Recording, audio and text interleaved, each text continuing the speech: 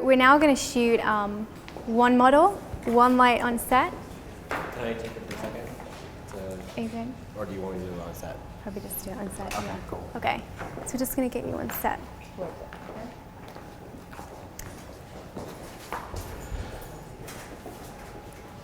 I got the camera. Camera. Oh. There you go. Yes.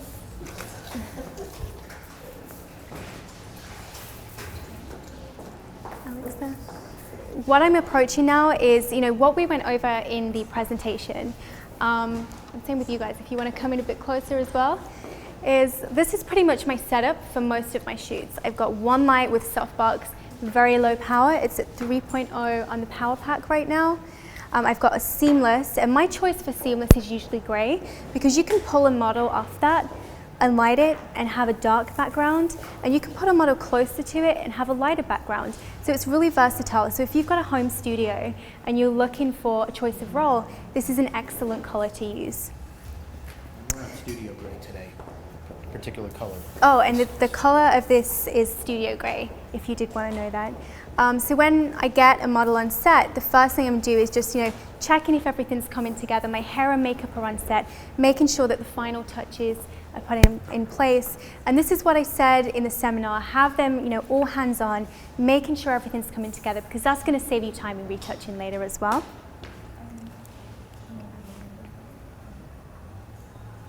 So we have some great props today actually on set, which you're going to love.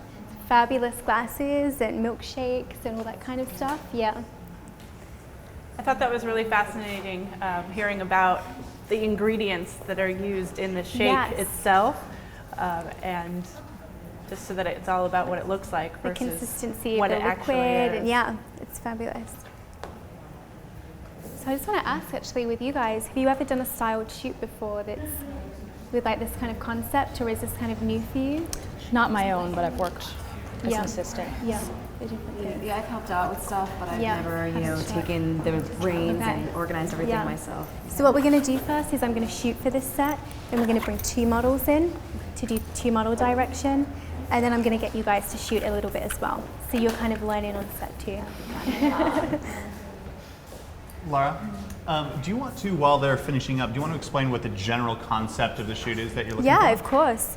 So unfortunately I can't give you the mood boards because we couldn't show you the images, but I sent a mood board to these guys a month ago, and it referenced campaigns, Prada campaigns, all those kind of brands that were relevant to the shoot.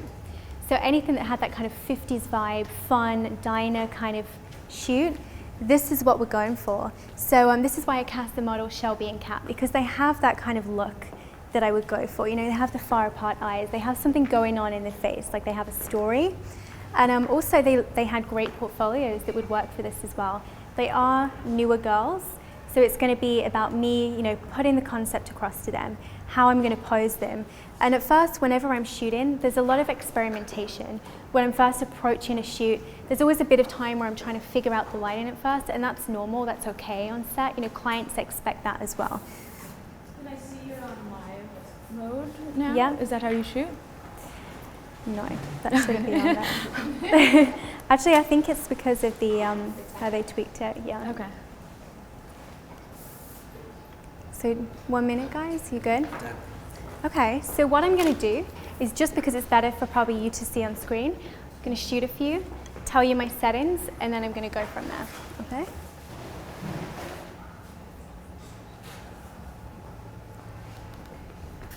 Okay, so Shelby, what we're going for is quite a fun theme. So we want you sipping the straw halfway, a little bit of a cheeky kind of face, not too much of a smile because it is going to be fashion editorial. So I don't want commercial, I don't want catalog.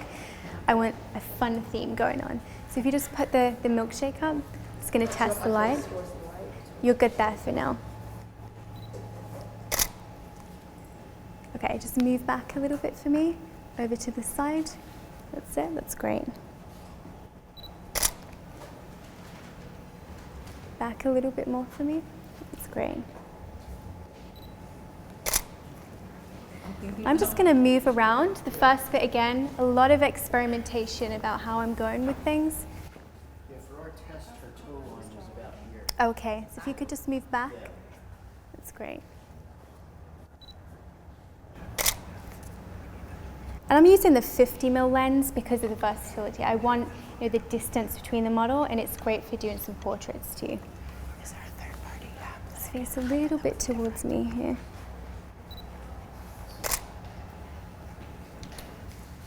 Great. A little bit more onto me. Yep. Do you want my eyes? That's sick. So I have my settings right now at 100 on the shutter speed at 6.3 and a 200 ISO with the white balance at flash. And this just gives me a good starting point to work. Again, this is on a low setting of 3.0. Whenever I'm shooting these kind of things, it's me figuring out the lighting, how everything's coming together. It's more about the creative thing for me, and the technical thing comes afterwards. So it's good to kind of think that way and experiment to get what you want.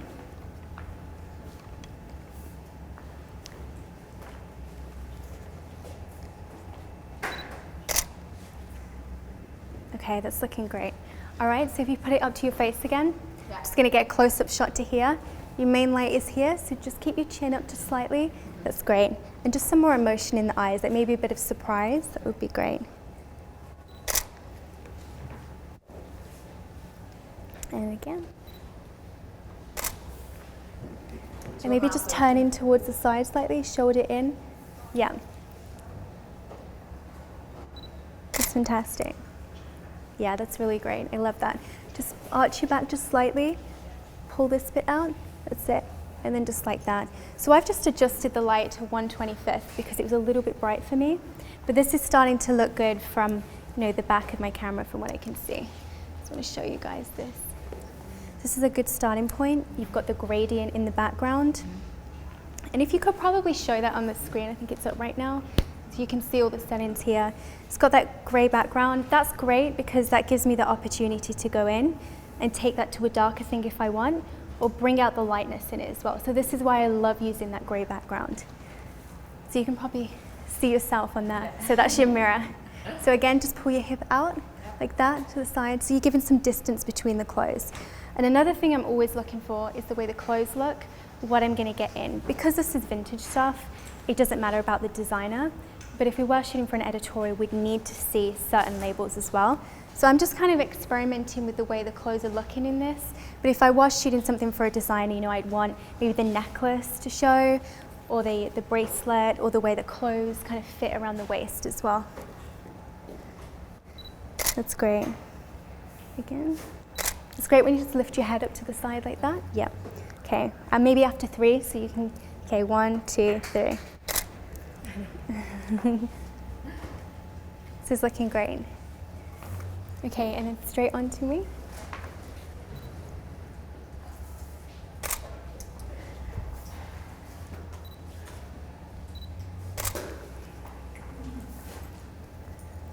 And some more.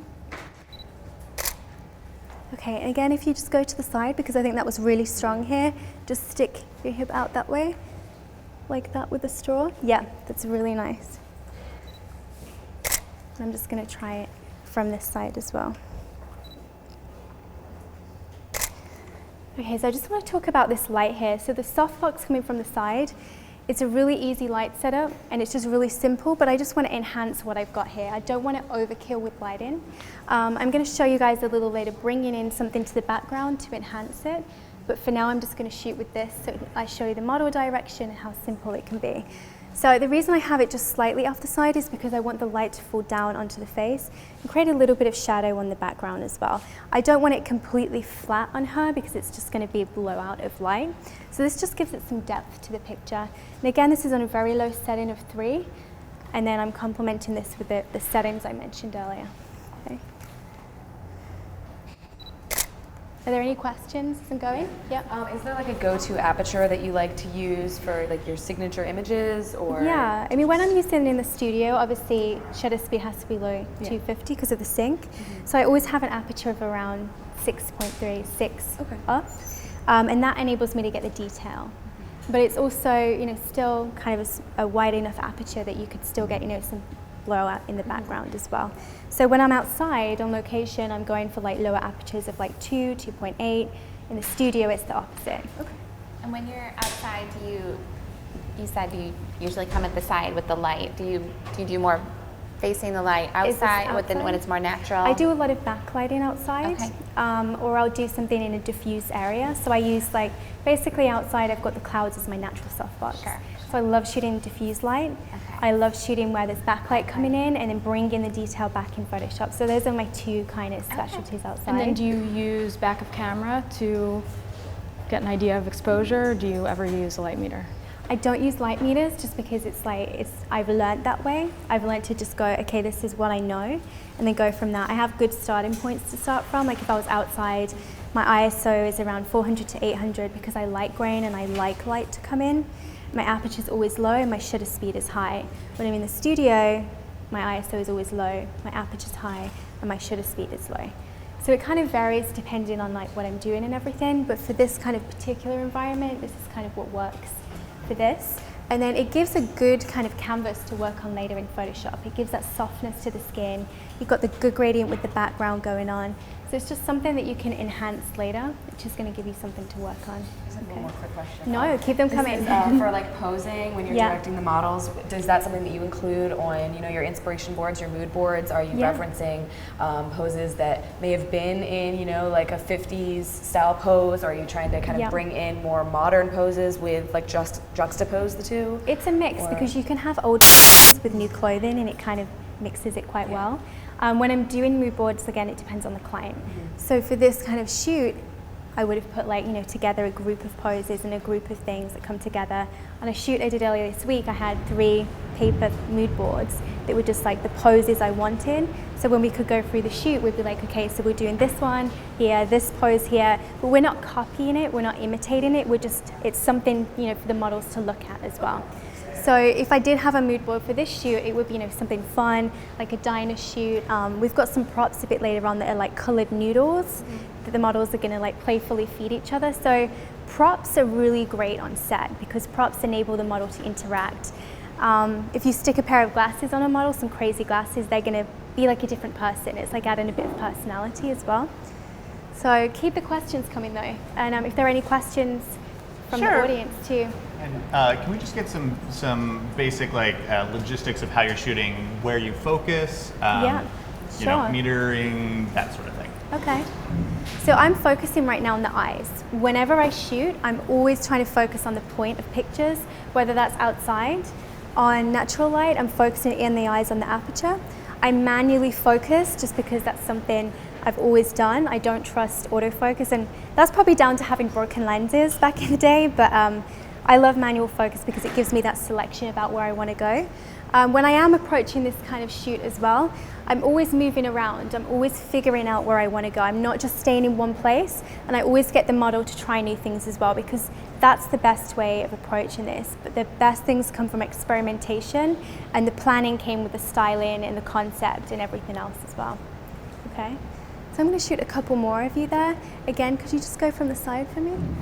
Yeah, so this lighting is actually great for light down to here. If you wanted a full length, just pop the power up a little bit, pull the light back, and it's going to be great for full length. Okay, and the same thing, like that. That's great, and just some more expression in the eyes. Open your mouth just slightly. So whenever I pose models like this, one thing that models do sometimes is they don't know how their expression is looking. It's always good to have a gap between the mouth so it doesn't look too forced. And the first shot of a shoot is always difficult because it's when the model is not that aware of what you want or how it's going to go. So as long as you're giving feedback, you're going to feel comfortable, and it's great that she can see the screen as well, so she can see what's going on. Okay, that's fantastic. That would be a great portrait shot like that. Yeah, so if you just pull your arm in close, I'm just going to crop into here. Okay. Just head back, that's great, yeah. Because of the lights coming in, that's falling beautifully on the face. Okay, you can start to see in there how it's... And just eyes to me this way. You can just take one step this way. That's great, thank you. It's looking beautiful. Can you just arch your back just slightly more? Pull this arm in here and pull your head back. but so your face is like down. That's great, I love that. Yep. Okay. This is looking great so far. You want to see the back of the... Looking a bit different on there. Yeah, it really pops. And so with these, yeah, would you? Yeah. So the lighting I'm using here is a little bit blown out, and the reason for that is when I process these images, when I process them, I'm going to add that retro tint. So the whites are going to look off-white, the blacks are going to look off-black to a blue or a red. So it's going to really enhance the feel. If I had this, really detailed with just perfect lighting, it isn't going to have that much of an effect because I'm replicating that old theme and old photography. Any questions from you guys? Just to clarify that, so when you're shooting, are you changing your settings to fit the editing style that you're going to do later? Because you already have that planned out? Yeah, definitely. So if I was shooting outside, something soft to have like the wide aperture higher. So if I wanted grain, and the same here, like a little bit blown out. I mean, on there it's a little bit more, but I'm just going to show you through my camera how it's coming together. So you can kind of see the way that it could come out, like with this grey background, pulling all the whites slightly off white and stuff. It's just a great canvas to work on for that kind of, tint that I would add later. Now we'd love to try and get maybe a few full length of you there. I love what you're doing right now, actually. That's great. So we're just leaning out to the side, just pull your hip into the side. Put your body forward though, rather than like back like that, forward, and then with the drink as well. Okay? So if I'm shooting full length, I want to give some distance and I want to focus up towards the model. Okay, I'm just going to check that. Chin up a little bit for me. And just pull your body up, like imagine a piece of string here and just lift, okay? That's great. And what's important when I'm shooting this kind of story is if this was an editorial, I'd want to go in and shoot some close-ups, I'd want to go in and shoot some cover options, I'd want to go in and shoot some full lengths, and I'd also want to go in and shoot some landscapes so that when an editor, or if I was the owner from it, would look at these, they could lay them out and see how they would work in the magazine. Okay, are there any questions coming in? Always questions. There are always questions, but I think I love go questions. ahead So and you keep go. shooting, Yeah. and we'll jump in a little bit later. Okay, one sec. I just want to check on the time over there. Is she good to go in like 10 minutes? Okay, finish done. All right, let's shoot some more full length again. And I want a little bit more action, so maybe put your foot out and then maybe just flick your head to the side. That's fantastic. And just put the drink more up to your mouth here. Yep, that's great. And then could you put your head to this side? Yeah. It's beautiful. Just because of the light, it's great when it just filters down onto your face there.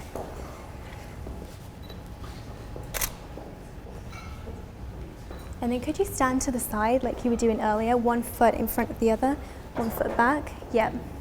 And you can start to see how by doing that, you're really getting like the idea of the trousers here. They're pinned at the bottom because of like the fitting of vintage clothes, but that's something that you can easily edit out. But it's also creating that kind of beautiful shape. So when I'm looking at this kind of thing, I wouldn't know this ahead of time. So this is what I mean, like when I'm on set, I'm like, oh wow, I like that. Or I like the way that the colors look with that. So it's always good to like think on set as well. Yep, and then you like that, and then just to the side again. That's beautiful, yep.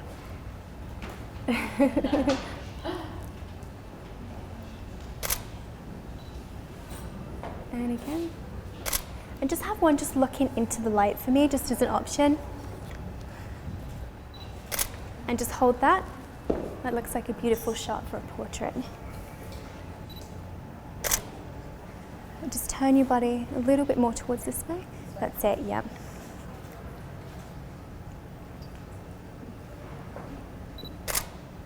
And then just turn your shoulder this way for me. Yep. And then fully round to me again. Yeah, that's it.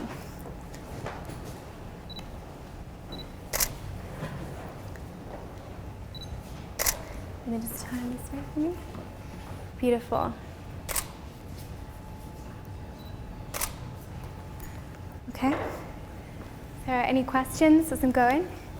Yeah, we do have some technical questions about kind of the one light setup, if you're okay with those. That's fine. Yeah. Great.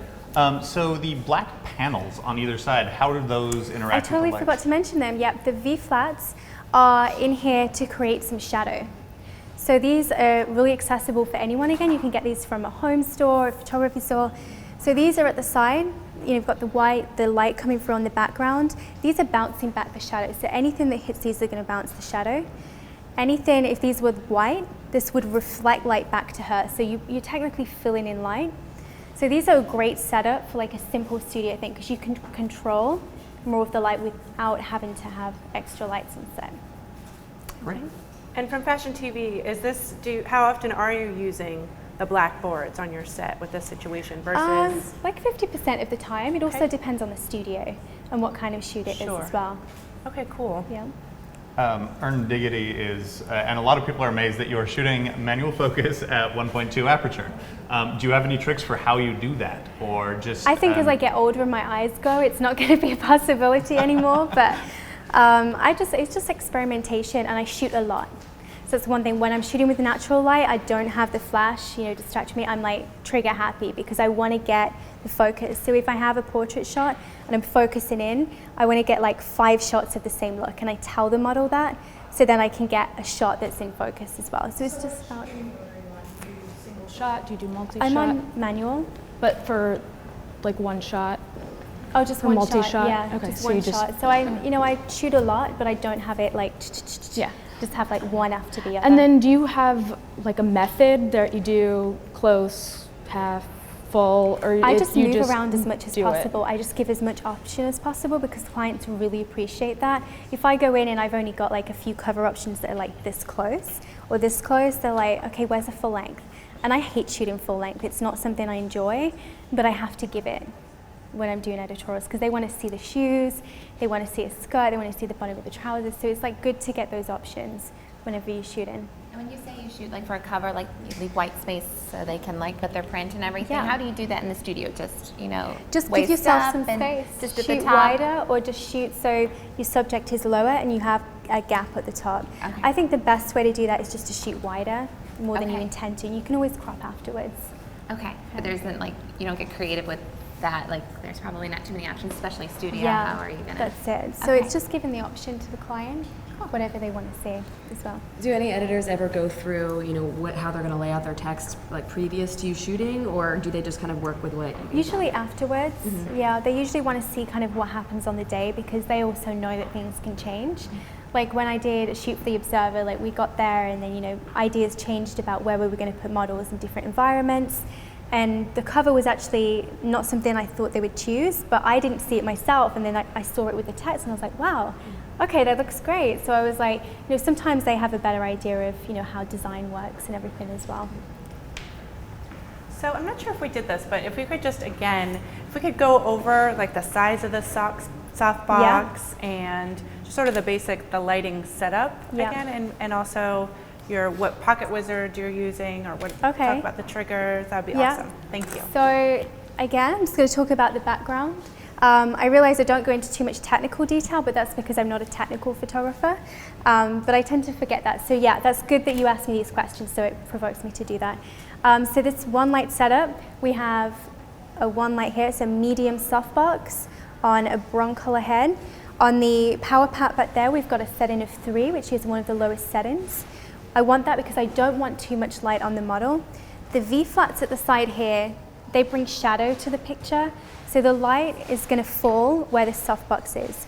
The reason I have it to the side, up here and on an angle coming down to the model, is because it brings light to the face and adds some depth and brings her off the background. And then the Gray Seamless, the reason I'm using this is because it gives a great gradient. You go closer to the background, it's light. If you bring it off the background, you get a darker feel. So it's good to do all different kinds of shoots as well. To sync this, I have a pocket wizard, and this is just helping me sync the light whenever I shoot as well. Okay. All right, so let's do a couple more shoots. Is she ready to go in a minute? Okay, great. Let's try a few more. Maybe just some static ones would be great, just to give an option. I'd love to take that away from you so we can try some without that. Thank you, Karen. That looks delicious. All right, so just some static shots for me, please. Just, yeah, straight. Maybe just head to the side slightly so it throws it off. Yeah, that's perfect. And one thing I didn't talk about is the crop in. So whenever I'm doing editorial, I tend to crop in weird ways. And that's just from me shooting for a long time and kind of visualizing how an editorial should look. So when I'm looking at this, I'm cropping, just above the head and just above the bottom of the feet here. And the same with the portrait, I'm cropping here and just below here. So it's not like, I'm going out of the way of doing the conventional way of doing things, but sometimes it's just interesting for the concept as well. And keep sending me questions as I'm shooting. I'd love to get people's input. It's beautiful. Now, do you keep the image in mind for, do you have a final image that you want in your head and then the other options are just for variety for the client? Or is it just or is that your process to discover your final image? It's always a process to discover, but it's also good to go in with an idea. So I knew that I wanted this with a color block, and I knew that I wanted her as the model, and I knew that I wanted the milkshake. But it's also good, that's why I took it away, because I thought, okay, so that if this was for a magazine, I'd say, okay, let's take the milkshake out, let's do some color blocking, because it may not work with another thing. So if I have two images that have a prop in, it may not go together. So sometimes you want to shoot images just as filler options. So when you're doing an editorial, you have that option for the client, and they can't say, you didn't get enough options for the shoot. So it's always about, backing yourself up and giving people the option. That's great. You used the term color blocking a couple of times. Could you explain that for anyone who might not know what color blocking is? So color blocking is basically the clothes. When I say this, so color blocking is the pink going with this. Actually, this is a good question for Kat, which we can probably talk about later on if you want. Okay, that'd be great. She's definitely the color blocking stylist. Wonderful. We would love to. I actually had a question relating to your metering in camera. Are you using spot meter, evaluative, what type of setting? I'm not too focused on that. I'm just always having the spot in the middle of the shoot. Okay. I go in and I focus halfway down on the eyes, and then I move it if I'm doing that. So it's always about this bit and then moving the camera as I go. Okay.